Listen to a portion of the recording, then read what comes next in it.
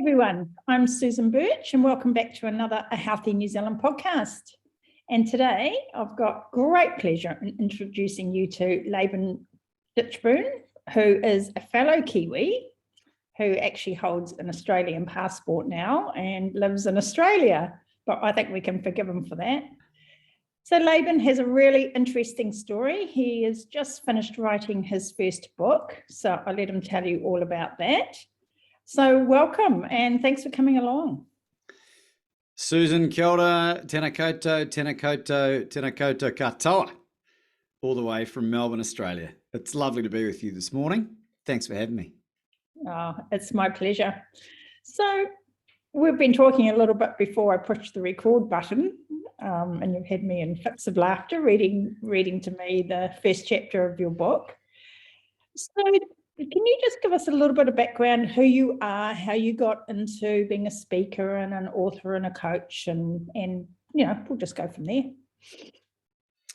Well, first things first, thank you for asking. And it really started nearly 6 years ago. And it was a Tuesday night, about midnight, and I was sitting up in my bed, gambling on a horse race in a country I wasn't in, spending money I wasn't mine. I had about 3.5 bottles of red wine coursing its way through my veins. And I had this epiphanous moment where I thought to myself, yeah, this is not the direction that I wanted my life to head. And as I had that thought, I looked down in the bottom left-hand corner of the screen and there was the number for the Gamblers Helpline. And without much thought, I called the number and I spoke to this amazing woman. Her name was Mary. And I call her my Mary Magdalene, whether she knew it or not. And Mary spoke to me about the incredibly high rates of suicide that gamblers experience, far higher than the other addictions that people experience, whether it be drugs or porn or whatever it might be.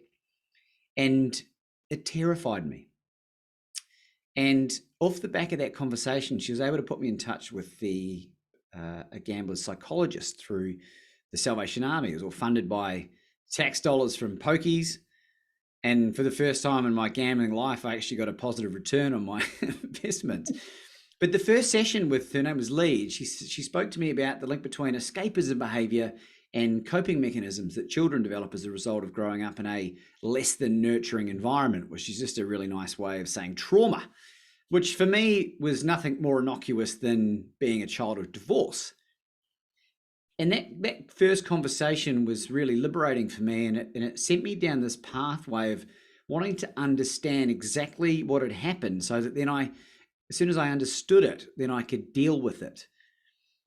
And over the course of the next 6 years, as I started to understand what had happened and compartmentalize and process and deal, I wanted to take better care of myself, mentally, physically, spiritually, emotionally. And during that time, I'd been dealing with an autoimmune disease. I'd suffered from GERD ever since I was 19. I'd been on 20 milligrams of omeprazole or Somac or Losec, whatever you want to call it, told that it was an incurable disease. And I remember one day in 2016, not long before I gave up alcohol, and I watched an interview with Chris Kresser and Joe Rogan. And I know you're a massive fan of Chris Kresser and have done his training.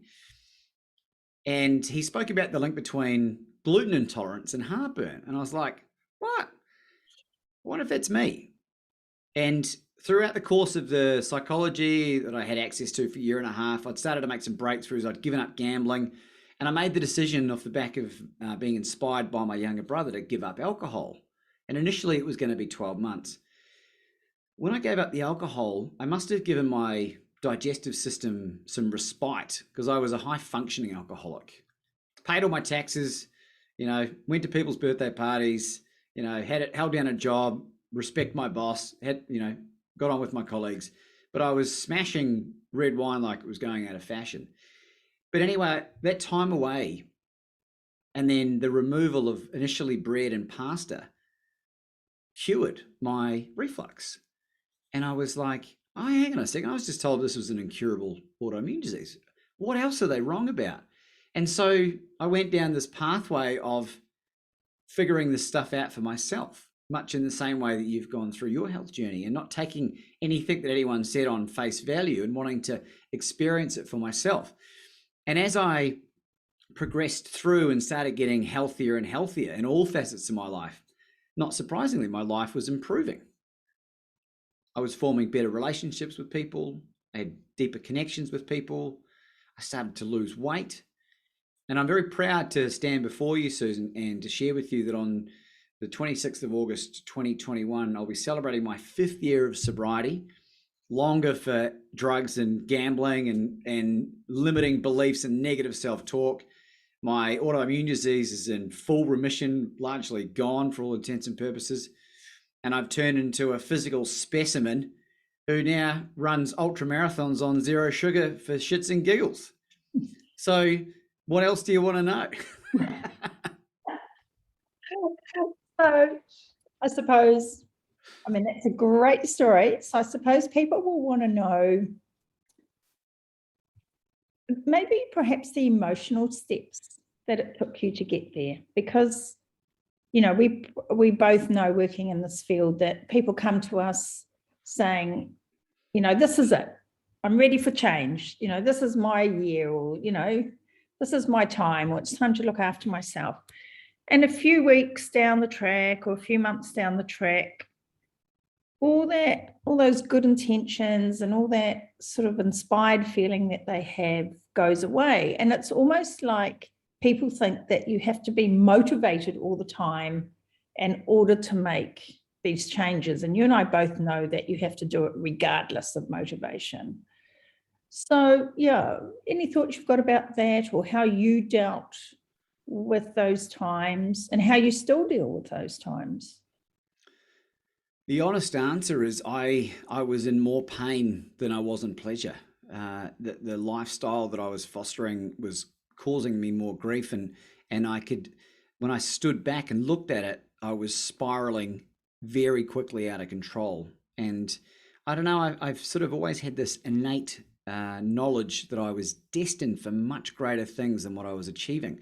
So I just bit the bullet, and I put all my pride and ego and shame to one side, and I asked for help. And you know, an inspiring motivational speaker by the name of Les Brown, who's actually written the foreword for my book, talks about asking for help, not so that you appear weak, but ask for help so that you can remain strong, and keep asking for help until you get it.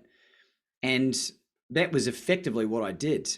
And I realized that when I opened up and started talking about what I was going through, that people didn't care as much as I thought they would. And I think that's a really important, you know, thing to think about. Everyone has this facade of how perfect and ideal their life is, but in reality, everyone's going through their own turmoil. And one thing that's really important to remember, it's not necessarily your fault what's happened to you, but it is your responsibility. And I very quickly realized that no one was going to come and rescue me apart from me. And so that was a really big catalyst for that epiphanous moment. Getting to the root cause of why I wanted to escape and bury my head in alcohol and drugs and gambling and sex and negative self-talk and people that didn't serve me well. That was really interesting, and it comes from self-worth and not being esteemed as a child. And so I learned how to esteem myself. And it's no coincidence that when you physically start looking and feeling better, your self-confidence goes up, people treat you better, and it's like this compounding interest effect. And so my first suggestion would be to anyone just to be put all the ego and all the shame and all the concern about what people are going to think, because what people think of us, Susan, is none of our damn business. It's none of our business. And be brave and make that step, and it'll be the greatest thing you've ever done for yourself. So how different do you think it is giving up food addictions compared with giving up alcohol or drugs or sex or gambling? Because with those other addictions, we have to just stop doing them. You have to stop drinking. You can't just have a little drink, you know, or a little flutter on the horses or something. with food, we have to eat. And I think that's the huge difference between those various addictions. So it's a really, really interesting point and a great question. It's something that I'm still working with on occasion. I am improving because giving up the alcohol and the drugs and the gambling I didn't do it through any programs or 12-step or anything. I was blessed and fortunate enough to be able to figure that out for myself. And it largely has something to do with the fact that I've removed the desire to escape. Now, food, sugar in particular, has been something that has been haunting me. Is up until, I'm still deal with it, but I'm getting far better at being kinder to myself, not becoming obsessed by if I go 30 days strict carnivore and then binge on 2 liters of ice cream and then, put custard and then a crushed flake on top. Like, I'm a man of extremes, and that's what I'm like. And there's lots of benefits that come from being a man of extreme. But one thing that's really important is just to empower yourself with knowledge. I've read close to 500 books in the last 4.5 years across all different, they're all mainly nonfiction, and a lot of them around health and nutrition and mindset and self-love and forgiveness and all this other stuff. And when you start to, and plus thousands of hours of podcast interviews and papers and all this other stuff, I understand now the importance of nutrition in my own body to keep me on the straight and narrow. When I deviate, I don't feel as good. And my productivity goes out the window, and my interpersonal relationships can suffer, become lethargic. And if I put on a bit of weight, then it slows up my running time. And it's like, so I see food as a really integral part of my day-to-day routine. And I invest all the money that I would spend on gambling and drugs and fucking around on high quality animal protein or food. And when you understand the power of how much more productive you can become when you sort out your nutrition and you remove that brain fog, and all of a sudden your brain works in a way that reminds me of Bradley Cooper in that movie Limitless when he takes NZT. And if you haven't seen the movie, watch the movie. It's a brilliant example of what my life is like day to day when I'm disciplined, and I'm getting better and better and better. That's another really important point. Tell yourself, I'm getting better and better and better and better every day, and that's made a huge difference. I think there's a couple of things that comes out of that. So one is, I'm just going to reiterate my point I always make to people, that our body is a chemical factory. And, I think of it as, let's think of it as being a paint factory, and we want to make blue paint. And we have to put the right chemicals in to get blue paint. And if we don't, we're going to come out with something else. So I think, if you always think that your body has this absolute need for these nutrients and it can't operate properly, and your brain can't function properly without those nutrients. That's my little nutrition lecture.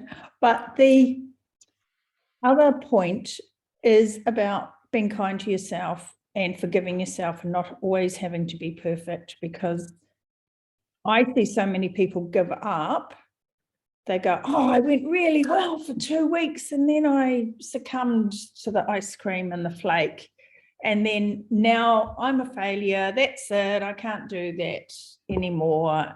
I might as well just give up and go back to where I was. Did you go through that? And if you did, how did you deal with it, or how do you deal with it now? Yeah, look, I do, but on a lesser scale. The timeline of when things started to happen, it was such a profound effect on my mental health when I was able to come off the medication. And I've been really diligent in checking blood work, and I got a DEXA scan the day that I quit alcohol, and 3 months later and a year later, and I lost 3.5 kilos of visceral fat around my organs in 3 months as soon as I gave up gluten. And it was such a profound physical change that I was really keen to keep going. Then I eventually went keto and eventually lost 60 pounds of body fat, but then put on nearly 30 pounds of muscle without being in a gym. I've put on 0.5 kilo of skeletal bone density in about 1.5 years, which is relatively unheard of. And I think that had something to do with the fact that the medication I was on for all of those years, one of the main side effects is that it inhibits calcium absorption, B12 and iron, and maybe my body regenerated that. The emotional part is so integral, I believe, to the success longer term of everything we're talking about. And to give you some context, when I was going through this healing process, I started to learn how to forgive. And there was one particular moment where I forgave my mother. She did the best she could with the tools she had available. She grew up in a really shitty environment. It was no wonder things were, dysfunctional. And when I came to understand that she wasn't actually the monster I'd made her out to be, and she was just, she was my mum, and I do love her, and I forgave her, I had the most guttural weeping for 30 minutes, just tears streaming down my face. And it was later that week that I did my first big run. And my timeline from running is pretty extraordinary in my own humble opinion. I went from running a max distance of 5 kilometers to completing the Terrelgan Marathon 42.2 in 3 weeks, and ran a 50K 5 weeks after that, and then completed 100K in September of that year. And what would happen, Susan, is for the first 2 years, at about the 13 or 14K mark, or the 6 or 7 mile mark for you Yanks, I would burst into tears of joy. And I've got a hypothesis on this, or a theory at least, that I've run past a few people, far smarter than I. No one's been able to give me a straight answer. Toxins in the body are stored in the fat. That's common knowledge. And I believe that maybe trauma might physically be stored in our fat, given it's a toxin. And people might think, Laban, you're off your head, but it doesn't happen anymore. I don't cry anymore when I run. And I think it was my body releasing the toxins of trauma. And I wonder whether we have 4 times more cortisol receptors in our fat cells than we have in the rest of our body. And trauma and stress, trauma is a stressor and increases cortisol production.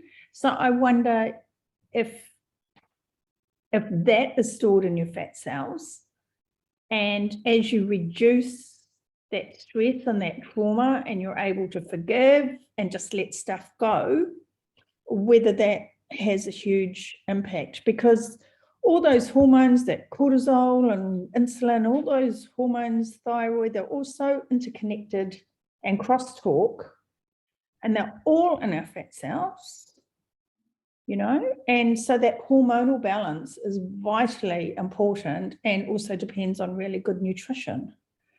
I know, there's my theory anyway. Well, this is why I love talking about this random stuff, because I've not been able to find any information at all, and I've spoken to some very clever people, and had Nobel Prize winning gastroenterologist Professor Barry Marshall. He didn't know what was going on.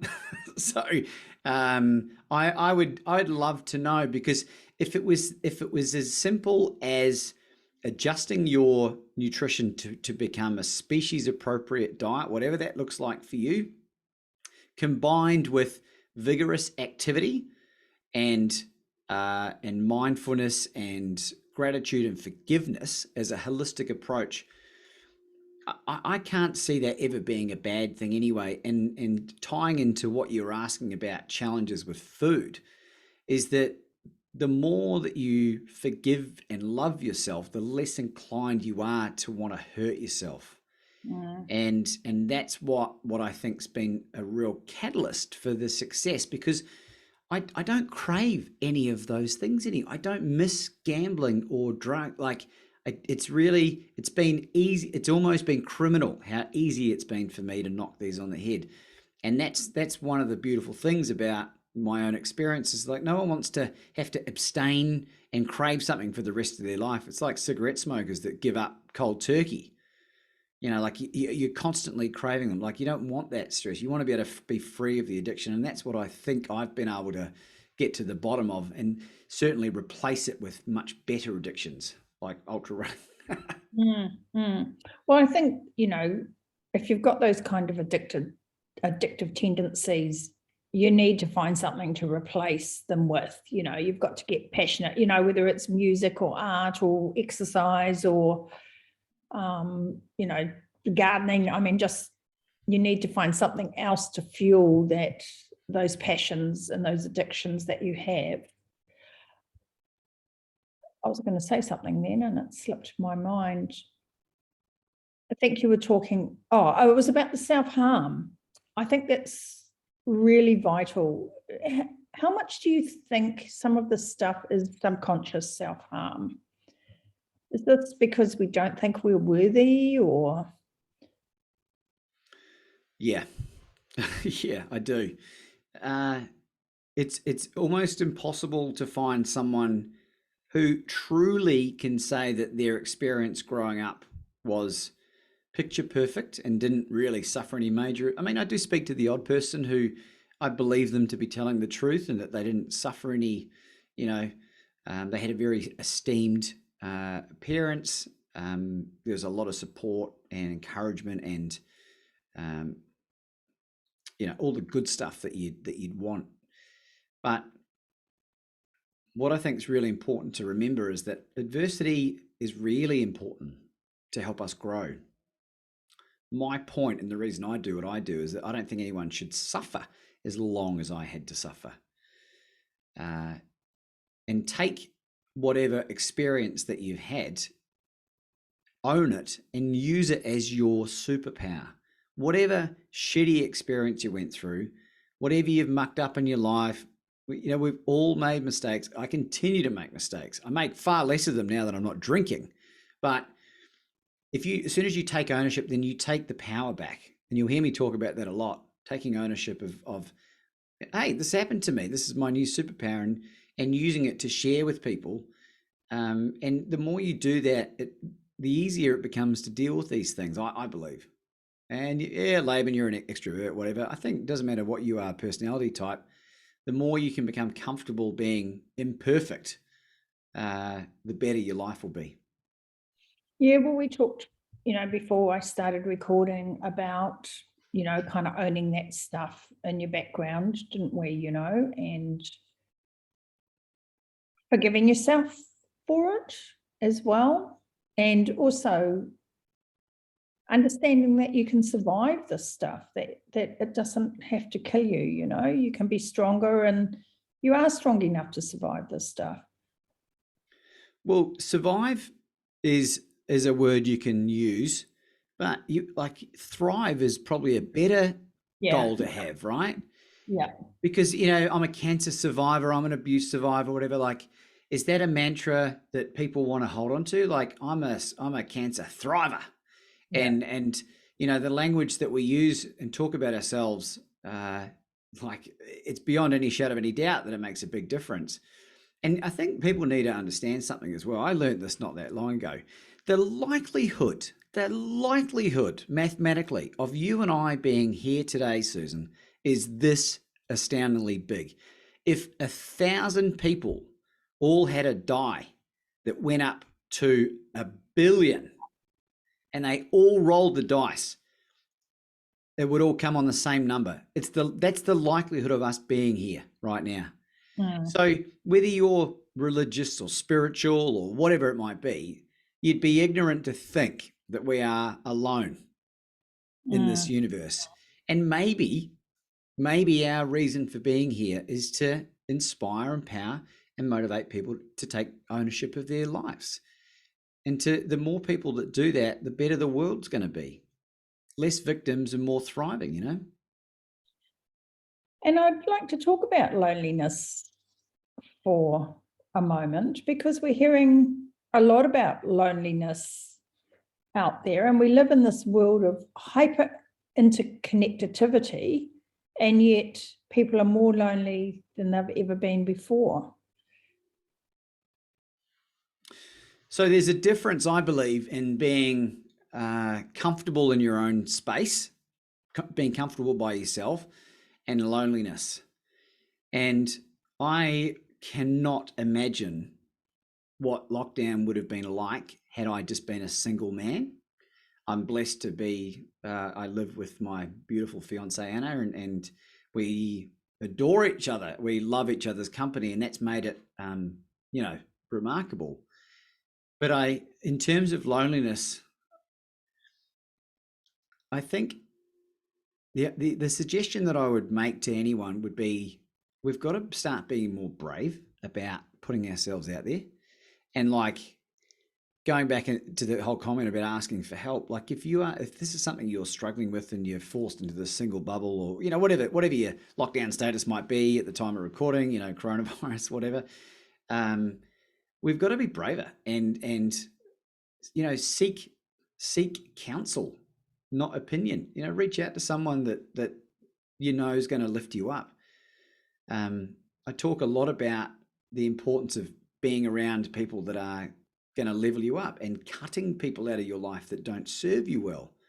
If you're desperate for friends and you've got people that you hang around with that are ripping bongs all day and negative, and discourage you from your goals and your dreams, find better people. And if you can't attract better people, get better. Add more value. Go into every conversation with, what value can I add this person's life? Pay people compliments. I do, when I run around here in Melbourne, I run shirtless, and I have done for about 3 years. And that was initially for vanity, but it's now become for vitamin D and conditioning, right? But still some vanity. And quite often I challenge cyclists to a sprint down this last 90-meter section at the front. And there's all kinds of people around when it's busy.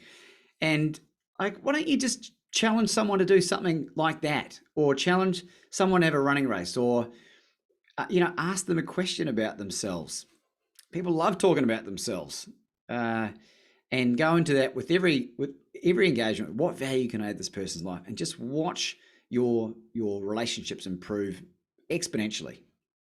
And how important do you think that relationship with yourself is in that case? Because when we're desperately needing others, when we don't have a good relationship with ourselves, we tend to be desperately needing others, and we're desperately needing external approval and, those outside confirmations that we're a good person or a beautiful person. So one of the negative behaviors that I used to exhibit, Susan, was I would seek validation through self-deprecating humor. And I've even had a couple of cracks in the Raw Comedy Festival over here, and both of those have been recorded. They're 5-minute sets, and I cringe looking back at the way that I used to speak about myself. The importance of self-talk in terms of loving who you are. Like, how can anyone else like you if you don't like yourself? Think about that for a second. And then how can anyone love you if you don't love yourself?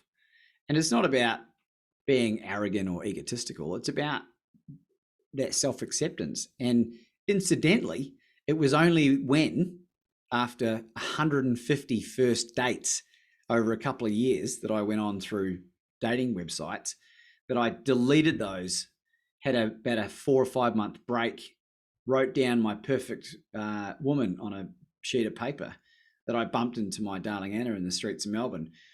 And only then, after I'd actually fallen back in love with the person that I am, warts and all, that someone else could love me. And if you're struggling to meet someone or stay in a relationship, it might have something to do with self-worth. Like you have to own everything about you. And if the person that you're with doesn't accept that, piss them off. We're in a society where, for a lot of my time, sort of as an adult growing up, we were taught about, look in the mirror and say, I love myself and you're beautiful and things like that. And we talked a little bit at the beginning, and I've shared this a little bit about, my own struggles with sexual violence when I was a teenager. And it leaves you really with a really deep internal feeling of being disgusting and ugly. And no amount of looking in the mirror saying, I'm beautiful works, because you look in the mirror and you go, oh, I'm beautiful. And you go, no, you're not. That's just bullshit. So I see that a lot of people really do struggle with that. They're trying to make self-affirmations and say all these things, but they don't really truly believe it. So it doesn't really work. Well, firstly, I mean, thank you for sharing, Susan. I applaud that tremendously, and I know that will help a lot of people when you share that kind of information. Because again, it just shows that you are a deeply flawed individual, right? And through no fault of your own. And I think there's no silver bullet for any of this. Everything that I've done to get to this point, and I'm still a deeply flawed individual. I'm still a work in progress. But I tell you what, when I look back at my life over the last 6 years, and if I had to do a graph of the direction that my life is going, it's very heavily in that direction. And particularly with what you're talking about, like if it's something that you really truly want to take back ownership of, I believe that the drive will be within you to seek the answers that you are looking for. And I think that, resilience and tenacity are two words that I would use to describe a lot of what's gone on in my life over the last 3.5 years in particular. Like I used to work in technology recruitment and did it for 13 years, and I was okay at it for something that I wasn't passionate about for a while. I had a crack at running my own recruitment business, which was a total unmitigated disaster. And I use that word for effect only because it was the greatest blessing in disguise and forced me into figuring out my reason for being on this planet, which I'm so blessed to have found that answer. And then as a result, Anna and I, when we moved in together, over the last, we've been together nearly 3 years. We've been living together for 2.75 years. Her and I have gone through the most extraordinary challenges, and we spoke about this before. She set a record at the Royal Women's Hospital here with 13 consecutive miscarriages, including 2 ectopics. Now, you can allow events like that in your life to ruin you and to deplete you of all motivation to keep going, or you can go, fuck it. I'm not gonna let this happen to me. I'm not gonna let it dictate terms to me. And it's a self-belief knowing that everything's going to work out, that blind faith that I spoke about off camera, a belief, whatever spiritual or religious, I don't identify with any religion at all, but I've become very spiritual. And I believe that I'm doing the best that I can with the tools I've got available. And Anna, who's given me permission to talk about this stuff, is in the same boat. She doesn't carry the burden of someone who's gone through such a traumatic event. There's always people way worse off. We should never compare ourselves to anyone else. Incidentally, we should always compare ourselves to the person we were the day before, which Jordan Peterson talks about. And I'm not perfect at it. Anna's not perfect at it. You won't be perfect at it, Susan. But if you can just be a little bit gentle on yourself and go, right, I don't know what the average age of the audience listening to this is going to be, but with modern science and, listening to what Susan's talking about with what food to eat, you might live for another 50 years. So what are you going to do? Are you going to sit in misery? Are you going to sit wondering about what kind of life you could have led? They say that when you go to hell, you meet the person that you were supposed to be. Like, do you want to get there and go, fuck, I wish I'd just reached out for help. I wish I'd just taken ownership. So my encouragement to anyone, whatever position you're in at your own life right now, is think about what is my life going to look like if I stay doing what I'm doing, and do I want better? And it's that old saying, life isn't a dress rehearsal, you get one shot at it. And, it's really up to us to keep picking ourselves up and keep just putting another foot forward and just keep having another go, really. Amen. That's it in a nutshell. We've covered it. So tell us a little bit about your book. So your book is a combination of your sort of life story welded with your, sort of motivational coaching. And once again, I highly recommend, we'll let everyone know when it's up for sale. I think it's going to be, I think when you read that first chapter to me, I said, well, first of all, it's really well written. It's very funny. A whole lot of anticipation there, so you're waiting to see what actually happens, but you can also feel and hear the pain of where you were. Tell us a little bit about your book. Well, thank you very much. I appreciate that a lot, and I really enjoyed watching your reactions as I was reading it to you, because it is outrageous. So the book is a memoir self-help book, is probably the best way to describe it. And it contains stories of my life from when I was really very young to as recent as a couple of years ago. And turns out, for someone who failed fifth form twice and never went to university, whoever's looking out for me gave me a gift of writing pretty well. So using the power of storytelling, I've put down all of my foibles, some funny, some terrifying. And because I have lived quite an interesting life, according to a few people, I hope that when people read it, they will be inspired by what I've done, because I don't tell anyone what to do. I simply explain what I've done to get to this point. So you've then got the option to decide whether that's something that you can investigate. And I've done it in such a way that I hope is really entertaining. And I based it on the premise of people don't remember what you say or what you do necessarily. They remember how you make them feel. And one of my bugbears with a number of books that I've read about people's life stories is I feel like they leave a little bit off the table. And I don't want to judge anyone for that, but I've laid it out bare, warts and all, and I've made it as relatable as it can be. And I'm so excited. It's been endorsed by some of the greatest authors on the planet. A foreword by a hero of mine, Les Brown, the motivational speaker, who, if you haven't listened to any of his stuff, check him out on YouTube. He's amazing.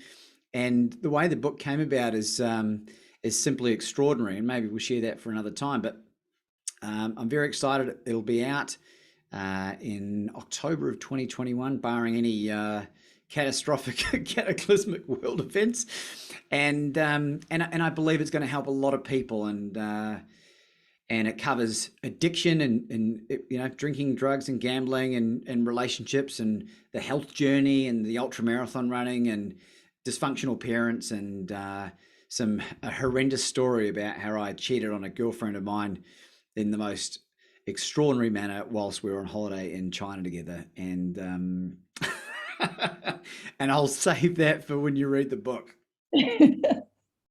Excellent. Well, I'm looking forward to getting a copy of it myself. So tell us a little bit about your work. So you speak. I guess you haven't been able to do so much of that with all your 6 lockdowns. It's good writing time anyway. You've been able to get your book finished.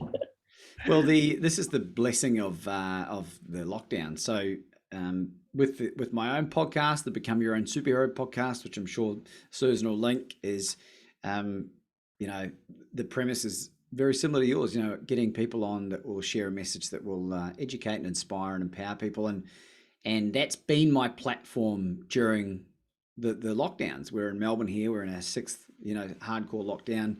So you're right, there hasn't been much in the way of speaking. I've only done 2 in-person events in the last 18 months. And but it's afforded me the time to record 104 episodes of the podcast. And that has been a life-changing experience for me. So it's helped me become a better coach. And if people say, Laban, what do you do from a coaching point of view? Well, I sell mistakes. And people say, well, what's selling a mistake? It's like, well, what would you want to avoid? Like you'd want to avoid a mistake. So if I can help people do that, my coaching clients are the most diverse, ethnic, and gender and personality type you could possibly imagine. And my business is evolving more and more and more as I go. And it's really comes down to about 80 to 90% mindset with a lot of people. I teach people to get out of their own way. Yeah. But I only want to deal with people that want help. I think that's really important as well. I've learned some stiff lessons trying to help people that don't want help. And unrequited help's very unsexy. So do you coach people in health changes, or do you just coach them in life generally or in business? What's your ideal client, or who are your clients? Yeah, so I'm very big on practicing what I preach. So if someone rang me up and said, Laban, I want you to teach me how to make $5 million, until I've done that, I'm going to stay out of the way. But what I can do is I can share my own story. So I believe to have quite a big breadth of experience in lots of different areas. So I've got to be careful about spreading myself too thin. But for example, anyone that wants to improve their own life in mindset, physically, emotionally, spiritually, whatever else is left, anyone who believes that they want to do better for themselves, they want to do better for their families, they want to get out of their own way. Realize their potential, I think, is what we talked about earlier,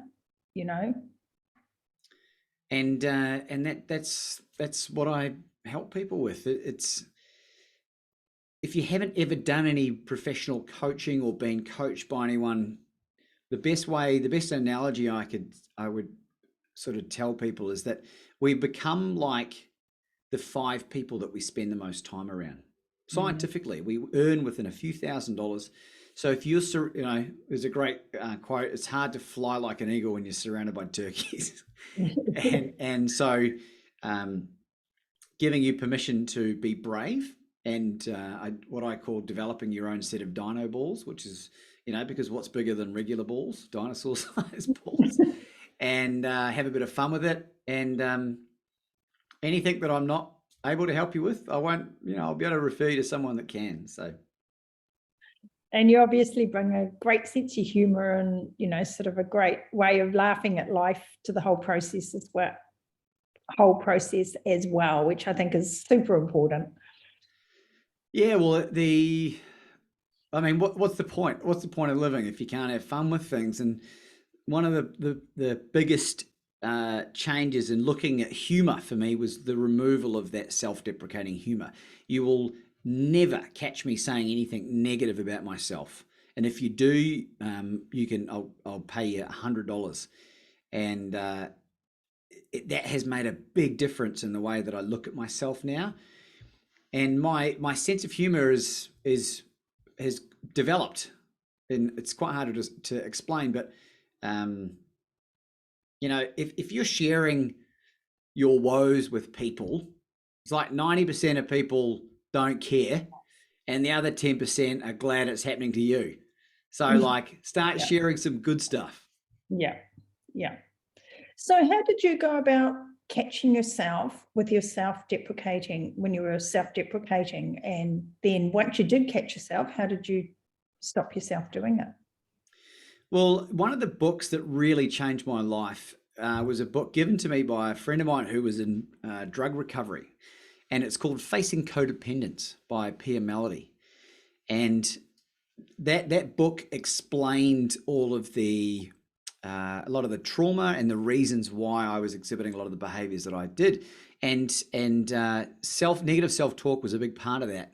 So I realized that it wasn't serving me well. And I thought, I'm going to change my language, because I was also reading books about the importance of the language that we use.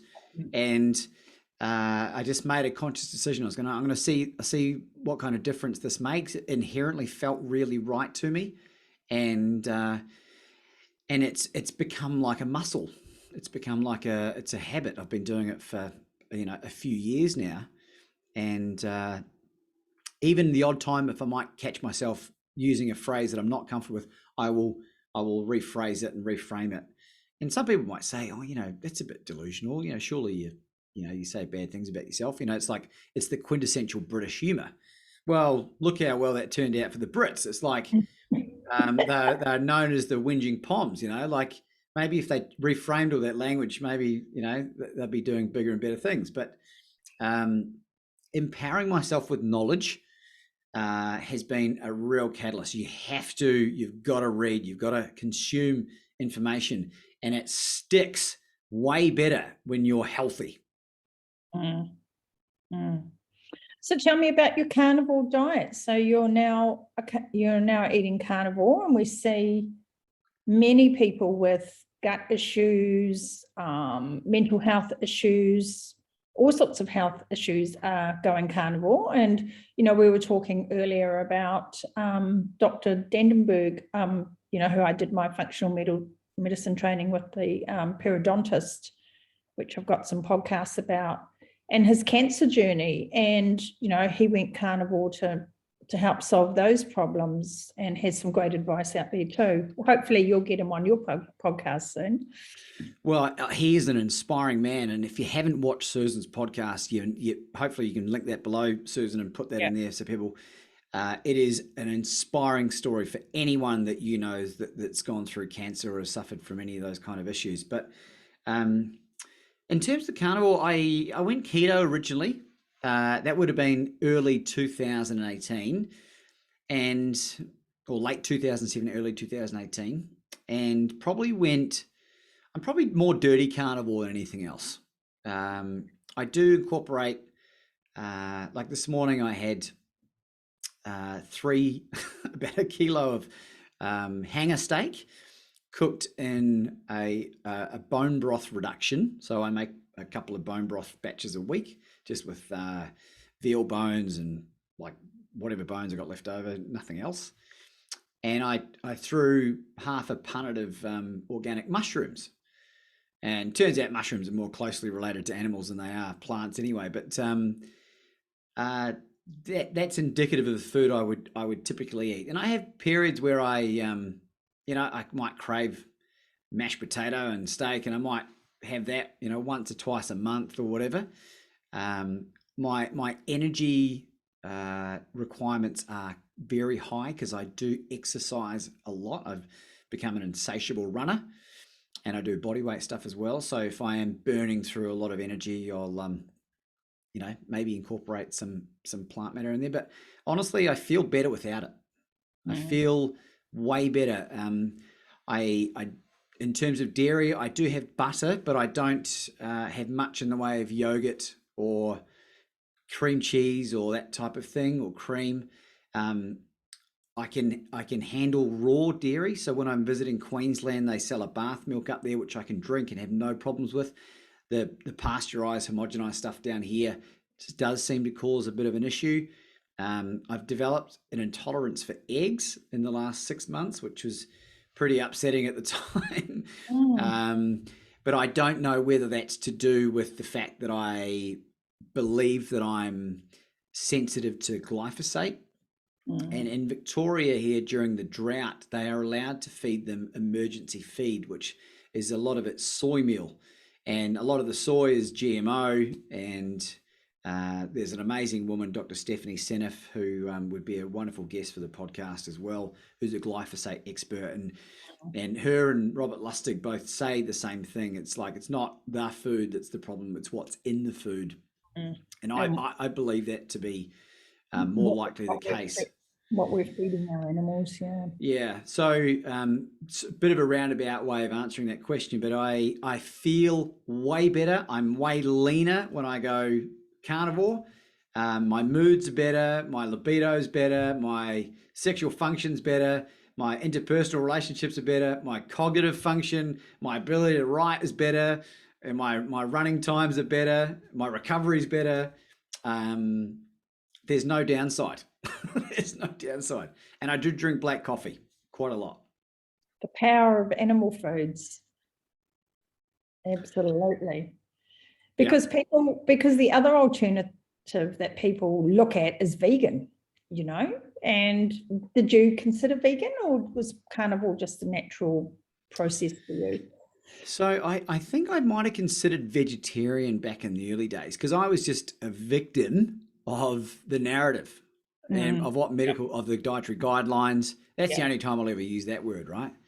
But I think I thought about this the other day, Susan, and I think I don't want to hate on people's decisions because, again, I think people are doing the best they can with the tools they've got available. But I think choosing to go vegan shows to me that you're a lazy researcher. It shows me that you have not scraped through the surface of what is available to be found in the internet. People talk about it being conspiracy theory and all this other stuff. Has been a wonderful resource. Because if you look at basic human biology and the evolution of man, you are insane to do that. And given what you know now about what's on the plants, we're not in the same place as we were 250 years ago, where there wasn't any sprays or pesticides or garbage on there. It's a long cut to getting all the nutrition in your body. And if you understand basic biology, you'd know that you're an idiot for doing it. So good luck to you. And I know people have benefits from it, but every single vegan I've ever met is a miserable bastard. Yeah. And they tend to be very sick. And anyway, we don't need to delve into the whole veganism thing, but I just did wonder about that choice for you, because I know that a lot of people are tossing up between which way to go for their health. And I think anything that gets them off a processed food, vegetable oil diet has got to be a positive step. But I would certainly encourage heading towards more the animal foods rather than the plant foods myself. Yeah. Well, one last thing on that. I mean, if you go vegan, the good news is, I suppose, you'll eventually trash your health and end up incorporating animal protein at some point. Yeah. That's a pretty harsh way of looking at it, but it seems to be the truth.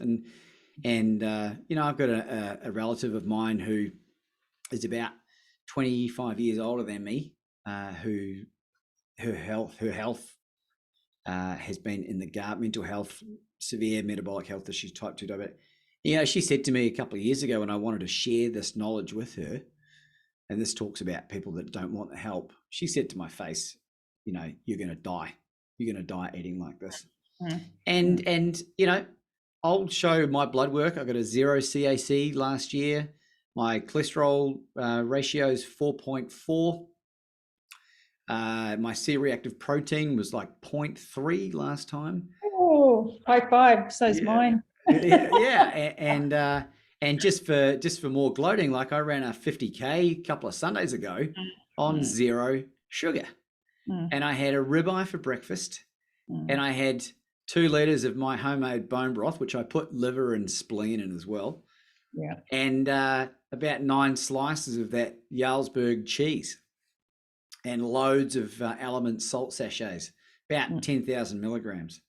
And got to say, I was checking my blood ketones, checking my blood sugar. Blood sugar it was finished at 3.3 millimole. My ketone levels were 2.2 millimoles, which is higher than me after a 3-4 day fast. Yeah. And my recovery was the best out of any of the distance runs that I've ever done. Oh, well done. So switching your diet, what struggles did you face? Did you have any negative reactions, constipation, any of those sort of typical problems that people talk about? So the only thing that really caused any constipation was excess dairy. It also stalled weight loss, which is very common in this community as well. And I don't know what the reasons for that is necessarily, but I've got to say, hand on heart, for someone who, you can ask my mother this, she used to change my nappies with a clothes peg on her nose, and my farts and poo for a long time was horrendous. Now, hand on heart, when I go carnivore, when I eliminate all fiber out of the diet, I have virtually zero gas, very limited belching at all, the most beautiful sweet breath. And you can ask my fiance, I've stopped wearing cologne, aftershave, deodorant. I don't even really brush my teeth anymore. I use dental floss, and I do a bit of a brush. And like no one's complaining about it. I use less toilet paper. Half the time you don't even need it. Yeah. But who's brave enough to just, risk it?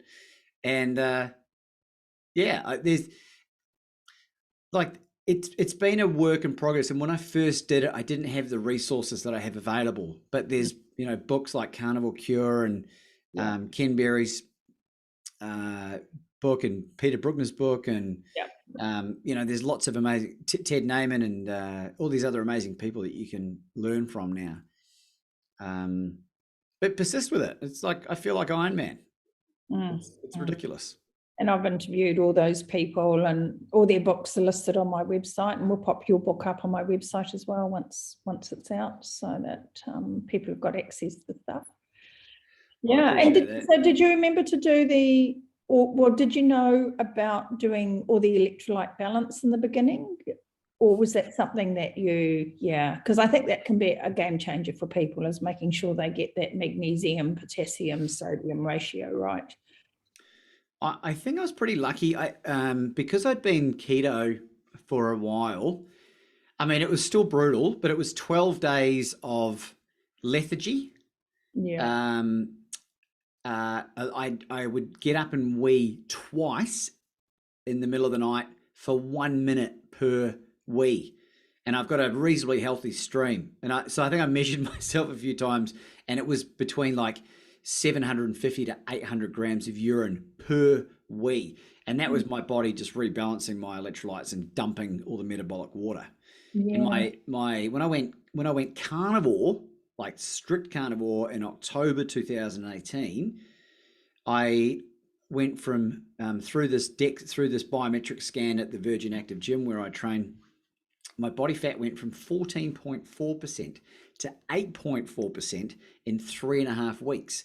And I was exercising quite a lot, but even, the experts would argue that's a very significant weight loss. The electrolytes will make a profound difference on that. And if you're going to try and quit coffee at the same time, maybe do that separately, because that's brutal. So you're still drinking coffee now? I think you said you're still having a coffee.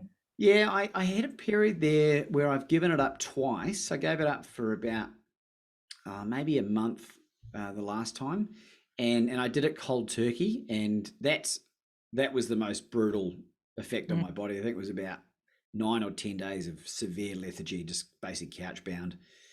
But it doesn't impact me negatively enough to knock it on the head. I do get a good cognitive boost from it. I like to run. I run fasted if I've had a black coffee. And if it means I need to take a little bit of extra sodium and potassium, magnesium to offset that, if I do over drink it, it will affect my cortisol levels. So I just manage that, and I drink organic coffee. I make it myself largely.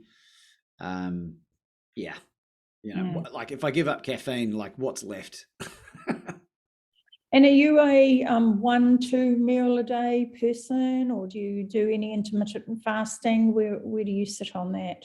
Yeah, it was unusual for me to have breakfast this early, but I ate really only 1.5 meals yesterday, and I didn't. The last meal I had was probably about 2:30 p.m. yesterday. So ordinarily I would be waiting till 11:30 midday before I eat. I just eat when I'm hungry, and I usually 2 meals. I find it's quite difficult to get enough food to satiate me in one meal. When I could eat eggs, I would eat 10 eggs and a big lump of butter and make beautiful scrambled eggs, and that would do me for the whole day. But I don't have the luxury of doing it now. But yeah. And so you said you were adding organ meats in quite a lot. So actual organ meats, not organ supplements. No, I'm not a big fan of supplementation. I don't know. I just prefer to get it in its natural form. I've got a really amazing butcher over here, Gary's Quality Meats down in Pran Market, who is one of my biggest fans and loves watching me eat big handfuls of raw lamb heart and raw lamb liver at the counter at the butcher, which I do from time to time, just more to show off. Yeah. And but I'm not afraid to eat raw. Raw meat doesn't scare me at all. I incorporate most of the organ meat in the bone broths that I make. So I dice up as small as I can the liver, and I know there's some benefits in having slightly cooked liver because you've got like vitamin C or whatever in there, but I'm not so worried about it, and I only crave it every once in a while, and small amounts of organ meat seem to have quite a dramatic impact on me. Yeah, excellent. So when you were keto, were you still eating plant foods then? Because it's quite interesting that you had all that water loss after you went from keto to carnivore. Yeah. I mean, avocado and sweet potato. Right. So, which I know sweet potato is not exactly low carb, but given the exercise amount that I was doing, I was running to and from work 4 days a week, which would have been 5 kilometers each way. So 40 Ks a week, 3 body weight sessions a week. And I was doing boxing on a Saturday during that period. So, like the weight was just falling off me.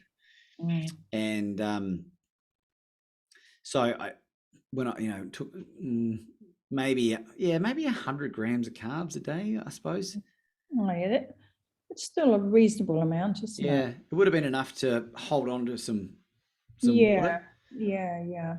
No, I just wondered maybe it was a reduction in inflammation as well. Had you had any bloods done prior while you were keto? Did you know what your CRP was? And no, I didn't know anything about back then. I've been tracking cholesterol and all the blood markers, and you can see. Triglycerides, were they high or did they come? Yeah, triglycerides were 2.0 years ago. Was that when you were keto or before keto? Just before I started keto. Oh yeah. And then they got down to, I think 1 was the lowest they got, but 1.2 is what they've settled on. Right. There is some data suggesting that caffeine can raise triglycerides as well. And weight loss as well. So while you're actively losing weight, triglycerides will go up. And also, you're probably trafficking more energy from your fat cells as well. So, triglycerides might increase there as well. I mean, my GP is an Eastern European woman who basically high fives me every time I go in there and tells me I'm the healthiest patient she's got. And given what I used to do to my body as well, like I don't know what kind of longer term damage that I've done, but I don't care about it because I've seen how well the body repairs itself when you give it the right fuel. And that's another thing, you asked me about the discipline to eat well. My GP has a permanent record that says patient says he's living to 150, and it flashes up every time I go in there, which is bugger all these days.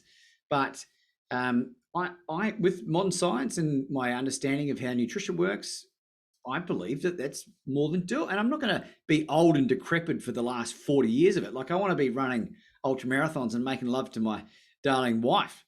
You know what I mean? Like try and stop me. And brilliant. That's the mindset that I have. So I just turned 41. I'm in better shape than basically anyone that I know that's not a professional athlete. Yeah. I just retired from 15 seasons at Melbourne University Cricket Club, and to have a 41-year-old player at a Premier club is very unusual, just because people's bodies don't last very long.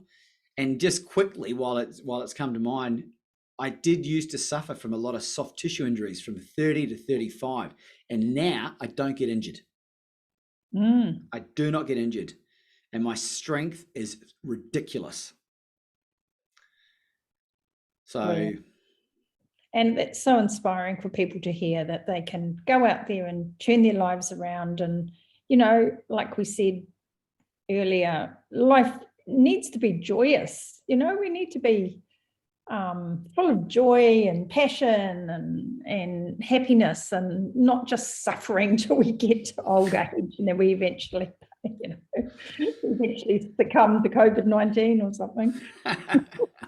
well, I have zero fear about not just that, but about anything that's out, bugs and bacteria and whatever. Because I've come to learn and understand, as far as I can tell at least, what are the catalysts for a long and healthy life. And if I die in my sleep, I die in my sleep, who cares? I won't even know about it. But for the most part, I believe that, I'm living how our ancestors used to live, and I'm pretty keen to kick ass and take some numbers along the way. So brilliant. Hey, I just want to ask a couple more questions because I've kept you for a long time. Children, we talked earlier about relationships and parents and children, and we've all grown up with all this angst with our parents and siblings, and we're all dealing with all this kind of shit from our childhoods. What advice would you give to parents? First, about nutrition for their children, or both, nutrition for their children, but also about developing a mindset and resilience and helping children cope with the fact that they're going to feel that things don't always go their way, or they might be a bit resentful about something that happens to them in their life. Okay, so the first question would be, from a dietary point, from anything in life, right? You have to be credible. You have to lead by example. How can you expect your child to stop whatever, insert addictive behavior here, or poor dietary lifestyle, if you are not doing that as either? So, you've got to lead by the front, and that has a really powerful effect. Certainly, anecdotally, in my own family, a lot of my family members, it's undeniable the physical transformation, but also the productivity and the mental component. They're starting to come around and ask questions. So that's a responsibility that I've taken upon myself now. I'm going to lead by example as best I can, and for people that want help, I'll give it to them. Other family members who are more plant-based have been totally polarized, and we really have nothing to do with each other. And incidentally, they're all the fat, sick ones. Regarding children, is your question around resilience or around mindset, or how we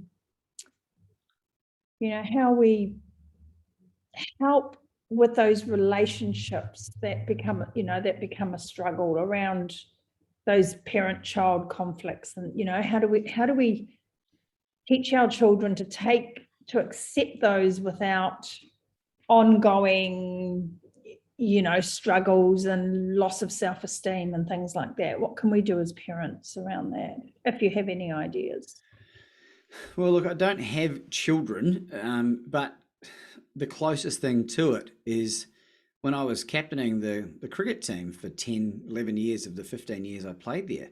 The average age was about 16, and I had from 14 to, late teens as the majority of the team for a long time. So I think it ties into the same statement as what I was talking about with regards to the parents, like the importance of leading by example. Everything we've gone through in our lives to this point is really just to prepare us for the next chapter of our life. Forgiveness is a hell of a drug. I was fortunate enough to interview Professor Fred Luskin, who created the Stanford Forgiveness Project, and he wrote a book called Forgive, and it's got another part of the title there, but Fred Luskin, Luskin. And I brought him on because I had a huge fight with my father. And I said some things to my father that were horrendous. And my father's been a large source of frustration for me because he's dying in front of me. He's chronically metabolically unhealthy, and he's lived a sedentary life. And as a result, he has turned into a shell of the man that he used to be. And I've had to practice letting that go and realizing that that's the life that he wants to live. But equally, I've made a very tough decision, a very brave decision, to not have him in my life. We have made up and we've forgiven, thanks to the work from Fred Luskin, but I don't have day-to-day with my dad and other members of my family as well. And people must be saying, well, look, Laban, you can't do that, they're family. And I think the argument is that you have to do that. You have to set clear boundaries about what you are willing to tolerate, because if you are around someone that makes you, that antagonizes you with how frustrating they are, with their lack of self-care or self-love or whatever, for me, the easiest thing to do is just to say, if you want to be in my life, these are the conditions. We only want to talk about positive stuff, and have I got it right? I don't know, but it feels right in here. The people that are supposed to be in my life do come into my life, and the ones that aren't. And the ones that are the ones that lift me up, and we're constantly leveling each other up. So I think, as kids, your mum and dad or whoever raised you, whatever happened to you, forgiveness is the only way that you can let a lot of that stuff go. And it's not absolving the person of what they have done to you. It's simply giving you the freedom to move on with your life. And many people would have heard about, anger is like holding on to a burning hot coal, trying to burn someone else. You got to drop that hot coal and just go, you know what? You live your life. I love you. I forgive you for what you have done. There'll be blessings, and, you will have picked up some amazing traits if only you focus on it. And that's what I'm trying to focus on. And interestingly, the relationship with my mother's improving, which was, a few years ago, I would have laughed at if you said that we'd be, back on speaking terms. So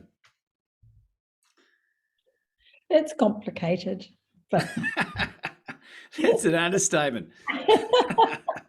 It sure is. Hey, thank you so much for your time. It's been a real joy and pleasure to talk to you today, and lots of fun. And we've sort of gone all over the place with this, but I think people will get a lot of benefit from this. So do you just want to once again just tell people where they can find you, and I'll make sure I get it all in the show notes.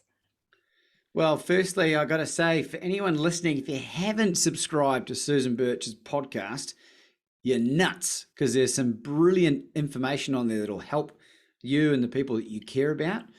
If you want to learn more about my crazy life, you can go to labanditchburn.com. Laban means yoga in Arabic, which explains why I'm so cultured. And we've got an amazing podcast series called Become Your Own Superhero, all of which you can find through the website. And just want to thank you for the wonderful opportunity to get all this off my chest today. Oh, it's been an absolute pleasure, and yeah, great to have another fellow New Zealander on board. Are you still a New Zealander, or are you now an Australian? Well, no, my father's Australian, but I'm a dual passport holder. I will always support the All Blacks and the New Zealand cricket team. In fact, I had Sir Steve Hansen on the podcast, and Nick Gill, the strength and conditioning coach, and I had Shane Bond, the New Zealand cricketer, on recently, and Gavin Larson. I'm a diehard All Blacks and Black Cap supporter, and I'm very pleased to announce that Anna, my Russian bride-to-be, is also a huge fan of the All-in Blacks, as she calls them. Oh, brilliant. Well, you would have appreciated our win on Saturday night then. I absolutely did. So thank you so much. Thanks, Susan.